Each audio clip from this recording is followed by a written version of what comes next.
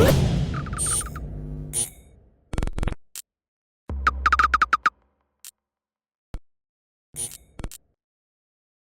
is a great opportunity for you to enter the living rooms of casual sports fans across the island, not only in Belfast, and actually start to take steps towards becoming that star and filling that void left by Carl. Yeah, absolutely. You know, listen, get the win this weekend. I'd be a world title. You know, it's a perfect way to start that. You know, my aim is to bring Big Nights Belfast back to Belfast. I believe when the IBO World title is going to start that for me. You're a man who enjoys his privacy and probably a man of fewer words than a lot of guys in and around your division. Do you think with this opportunity now to become a massive name in Irish sport across in Britain as well, that you'll have to start to do a little bit more talking? About a little more talking about, I just, you know me, I just let them fight and do the talking. You know, there's no point in me talking myself up. It's not my style. You know, I just get into the ring and just let the hands go and they do the talking for me. And about this fight, just give us your assessment of it as a challenge for you. Where does the opponent rank in relation to the other opponents you've had in recent fights? To be fair, I don't really know the answer to that question. You know, he's sort of an unknown figure. He's got a good record. He's a few knockouts there. He's a bit of a banger, likes to have a go. So for me, you know, it's sort of the unknown. Just have to go in focused and ready, which both I am. Cheers. I'll hand it over to one of the Belfast Massive here because I know they're all hanging to ask questions as well. Cheers, James. Cheers, thank you. Feel free to jump in, gent. Yeah, thanks very much, Gav. Very much appreciated. James, you've kind of been like a one-man wrecking crew as soon as you've moved up to 135. I think it's 6 stoppages in 6. Just making statement after statement, probably the hottest division in boxing right now. What would another big statement win Saturday? Those massive names, the likes of the Lopez's and whatever, what would that send out? You know what? Big win this weekend. It'll send out a good message to them other lightweights, top of the division. But for me, you know, getting the win here is going to put me in line to fight them guys, and you know that's what I want. That's the sort of fights that I want to put myself in line for. So, it's crucial to get a good win this weekend, and you know things will take off from there. Yeah, sure. I think for a long while in this camp, you're maybe preparing for a Ricky Burns fight, but that didn't happen for one reason or another. The late change of opponent, has it been much of an adaptation in training? Do you know what? No, not really. For me, you know, it was a bit of a late change. So for me, it's just about being fit, coming in. I just need to be fit and ready getting into the fight. You know, I can adapt as the fight goes on. I've no problem with that. Like. Yeah, you don't do boring in your fights anyway. It's very much a seek and destroy. You're going in against a Mexican guy with a massive opportunity in front of him too. You expect fireworks in this? Absolutely. Listen, these Mexicans, you know, they're known for their toughness. They bring it. They've been over here and they've caused an uproar a few times. But you know, for me, I'm fit. I'm ready. I'm really focused. I know what this fight does for me. I know what lies ahead of getting the win here. So you know, I'm very focused and confident of getting the win on Saturday. Yeah, you don't get paid for overtime in this game, but the last fight against Josh Arroyo was over very quick. We could like maybe a couple of rounds actually to show them what you can do in such a big stage. Well, listen, do you know what? If they went that quick, things would be a heck of a lot easier. But yeah, it's just go out. I'll let the hands go. I'll hit them. I'll hurt them. And if they go that bit quicker, well and good. Grand stuff, James. Let the other boys here. Thanks a million. Best Cheers, luck. David. Andy, did you want to jump in, mate? Yeah, cheers. How you going, James? Andy, how's it going, mate? Good, mate, thanks. David just mentioned there, since you stepped up to lightweight, 6 out of 6 and all early. Do you feel as if you've improved, you know, in each one? You know, as fight by fight, you've improved?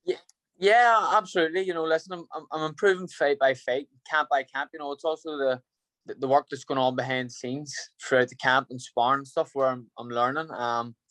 We've had a heck of a lot of sparring. You know, this has been a long camp. We've more or less been in camp from, say, just after New Year. So, yeah, definitely we're improving all the time.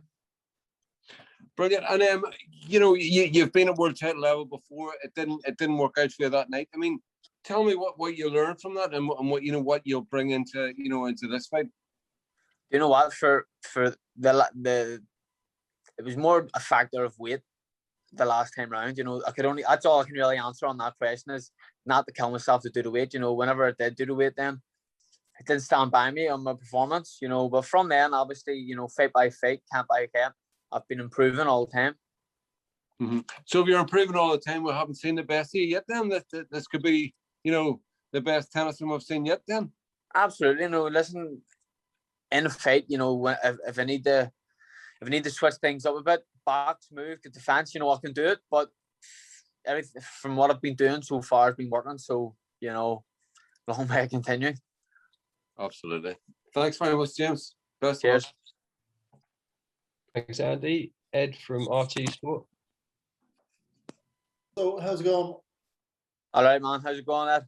Good, good. Come here, listen. I suppose I just want to ask you about your reputation as you know, as an entertainer and as a knockout artist. I suppose we see with a lot of fighters as they go up the levels. Sometimes they have to hold back a bit on their style to work on to look after the defense a bit more. How do you find, you know, going up the levels? Are you working more on defense? Are you allowing is your style going to remain as is? Do you think? Would you really have to be a bit more wary about coming up against better and bigger punchers? Of course, you know, obviously, whenever you're coming up the levels, you're moving up the ranks. You know, your opposition is going to get bigger and better. You have to be a bit more careful. You have to be a bit more defensive and stuff. You know, that's things we're working on behind the scenes. You know, and as the fights progress, we move up. You know, it's things we'll have to bring into play. You know. And then in terms of, you know, with your reputation, it brings opportunities because people want to see you fight and the promoters want to show you on their cards.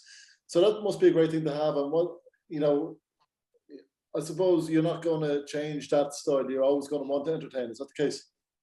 Of course, you know, listen, if I can go out, entertain and get the win while doing so, you know, I'll do just that. But, you know, it can't always go like that, you know, like not every fight's going to be like that. Some fights you're going to have to switch it up. You're going to have to box different, you know. You just take a fight by fight, really. And just a question from Mark, if he's there. I wouldn't want to ask James about looking beyond this fight. But just in terms of yourself, how does this fight rank in terms of the other world belts and what opportunities would come with a victory on Saturday night? That's a brilliant question, Ed. What it is, you know, at the very start, as I say, one of the guys asked her, we were meant to be fighting Ricky Burns. It's no secret, right? So we went through it, and it fell apart, and we've more or less been everywhere. Now, this kid was number 50 in the ratings, so he just made it in as like an opponent for James Tennyson. Now, he's very, very, you know, he's very unknown quantity to everybody. There's plenty on him online, but they're all the good fights. Now, in terms of what it'll do for James and boxing and belts and all that, at this present time, you know, like James, I'll give you a classic example. James Tennyson fought an eliminator for the WBA world title. He was ranked number 9 and he fought the number 7. He went into number 7 after that fight. We were hoping for a number 2 or number 3 slot. But the very next month, he was pushed out to number 9 again. And 2 guys that hadn't fought since he had fought were installed in front of him. You know, so where's the brevity in that? Now, the WBA, for a classic example, have a regular champion, an interim champion, a super champion. You know, they have every champion in the book. So whenever we were offered this opportunity from Eddie, and it's the same with all the governing bodies, you know, like, you know, he did say, well, it's not as big a name as the other titles, but at this present time, they're holding fire. They've only one champion. And if you can pull this off, you'll be the IBO world champion. And that's what we can take from. Yes, it's a key to the door for bigger fights for James Tennyson, but you know, in our eyes, it's classed as an IBO world lightweight title, and we're going to take it all day long. Because if you ask any promoter or anybody that's worked as hard as James Tennyson, any boxer, would they be interested in becoming or fighting for an IBO world title? It doesn't matter. I'm telling you, every kid, every boxer, right? They would all, even Carl Frampton, if he had a chance there to be a 3-weight world champion and that was on top of it, he would take it. Everybody would take that. So, you know, in terms of brevity, it's really about the fights and the good fights. So James Tennyson, we don't know what he's fighting on Saturday night. You know, we'll soon find out. And, you know, we believe he's class above, you know, all these lightweights, and he's actually entitled to a big fight. He's seen Linares ripped from under him, and Devin Haney get that. Another thing I want to say, sorry to go on here, but if you go on and on, all these guys, these what is it called, the Fab Four? There's not one of them has fought anybody, in a long time, distinctively anywhere near their age. They're all being matched against guys that are 34 to 38 onwards. You know what I mean? There's none of them fighting an up-and-coming young contender like James Tennyson. And James Tennyson is exactly that. He's 27 years of age. He's fresh as a daisy. And as he said himself, he's learning every fight. So, yeah, we'll take that IBO world title. And hopefully it is key to unification fights in anybody. And the sign off on that again, sorry to go on, because I don't really get the opportunity to talk like this, but I'm talking from the heart. The thing is, like, this kid has worked his socks off, and he's maybe not a mouthpiece and talking what he can do. Like Golovkin's not, you never hear Golovkin run about. I know he's not a great speaker anyway, but what he does in the ring is what he's getting paid for. And that's what people are tuning in to watch. They want to see action, not somebody running neck a fight because they're in the home corner. You're going to see a really good fight on Saturday night, as always. And that's why he's a matchroom fighter. Good stuff. It's the best of luck for Saturday. Thanks very much. Okay, got Wingy Boxing. James, how are you? How's it going, bud? Not too bad, not too bad.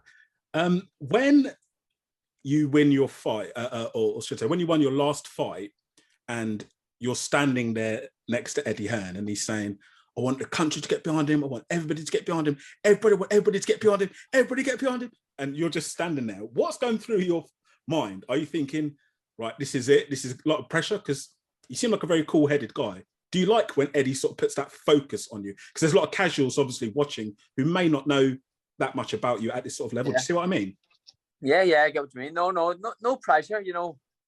I live for boxing. I love it. For me, I like that sort of exposure. It's helping build me up, and that's what I want. I want to be built up right and be able to pack out stadiums. And that's what I'm working towards. And Eddie giving me that sort of exposure is going to help me achieve that. How do you remain grounded when you're in the ring, when you're coming off a run of so many knockouts, and then you will go into the next fight sort of obviously looking to get the knockout, but are you grounded enough that if that doesn't happen, do you understand what I'm saying? You're able to adjust and adapt. In other words, you're not going in there just thinking about that.